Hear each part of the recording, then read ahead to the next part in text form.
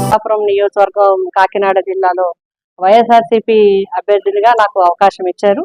జగన్మోహన్ రెడ్డి గారికి నా హృదయపూర్వక ధన్యవాదాలు తెలియజేస్తున్నాం. మరి కార్యకర్తలు కానీ, నాయకులు కానీ, గ్రామాన, వార్డున, అదేవిధంగా వైఎస్ఆర్సీపీ అభిమానులు కానీ, నన్ను ప్రోత్సహించేవారు కానీ, నన్ను అభిమానించేవారు కానీ, ఒక ఆడపడుచుగా నా వెన్నంటి ఉండి నాకు మరి ఇన్ని ఓట్లు రావడానికి ప్రజల నుంచి నాకు చాలా సపోర్ట్ చేశారు. మరి చేసిన వారందరికీ కూడా నేను హృదయపూర్వకంగా ధన్యవాదాలు తెలియజేస్తున్నాను. అదేవిధంగా నాకు ఓట్లు వేసిన ప్రజలందరికీ కూడా హృదయపూర్వకంగా ధన్యవాదాలు. పిఠాపురం నియోజకవర్గ ప్రజలకి కూడా నా ధన్యవాదాలు తెలియజేస్తున్నాం. ప్రజా తీర్పుని మేమందరం కూడా గౌరవిస్తున్నాం. ఎందుకంటే ప్రజలు ఇచ్చిన తీర్పుని గౌరవించడం అనేది రాజకీయ పరంగా మా అందరి బాధ్యత. గెలిపోవటం అనేది రాజకీయాల్లో సహజం. ఒక్కొక్కసారి ఒక్కొక్క పార్టీకి గెలుస్తుంటది. ప్రజలు ఎవరిని గెలిపించాలనుకుంటే అదే విజయం అవుతుంది. ఆ విధంగా ఇప్పుడు జనసేన పార్టీ నుంచి ఎమ్మెల్యేగా, పిఠాపురం ఎమ్మెల్యేగా ఎన్నికైన పవన్ కళ్యాణ్ గారికి హృదయపూర్వకంగా శుభాకాంక్షలు తెలియజేస్తున్నాం. ప్రజల ఆకాంక్షలకు అనుగుణంగా తప్పకుండా ఈ నియోజకవర్గ అభివృద్ధికి కృషి చేస్తారని ఆశిస్తున్నాం. ప్రజలకి నమస్తే. జరిగిన ఎన్నికల్లో ప్రజలు ఇచ్చిన తీర్పుని స్వాగతిస్తున్నాము.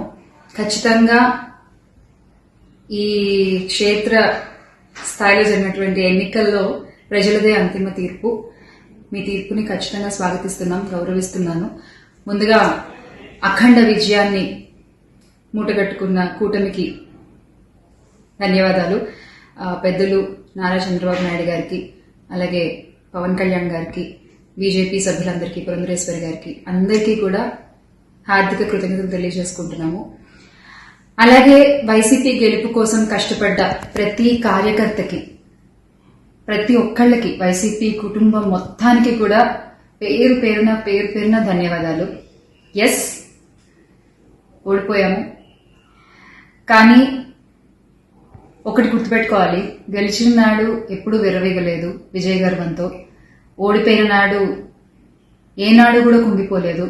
అలాగే ఈసారి కూడా మన జగన్మోహన్ రెడ్డి గారు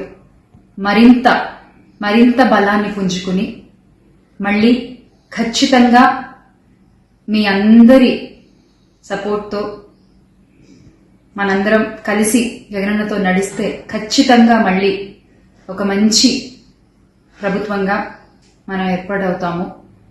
దేవుడిపై నమ్మకం ఉంచి ప్రజలకి మంచి జరగాలని కోరుకుంటూ, ఎస్, ఎప్పటికీ జగనన్నతోనే అందరం కలిసి నడుద్దాము, మంచి చేద్దాం. ఏదైనా ప్రజలకి మంచి జరగడం ముఖ్యం. థ్రెటనింగ్ కాల్స్ గురించి వచ్చేసరికి, ఎస్, చాలా కాల్స్ వస్తున్నాయి, చాలా బెదిరిస్తున్నారు.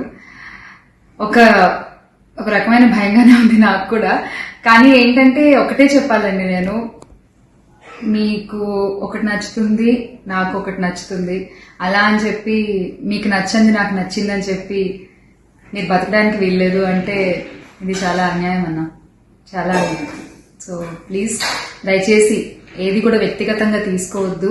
నేను వ్యక్తిగతంగా ఎవరిపైన విమర్శలు చేయలేదు, చెయ్యను కూడా. ఎప్పటికీ నాకు చాలా గౌరవం ఎవరన్నా కూడా. వ్యక్తిగత విమర్శలు నేను ఎప్పుడు చేయలేదు, చేయను, మళ్ళీ చెప్తున్నాను. సో దయచేసి మీరు కూడా ఏది పర్సనల్ గా తీసుకోవద్దు.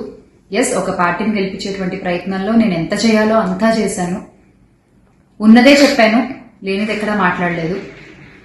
దయచేసి దాన్ని మీరు అర్థం చేసుకుంటారని కోరుకుంటున్నాను.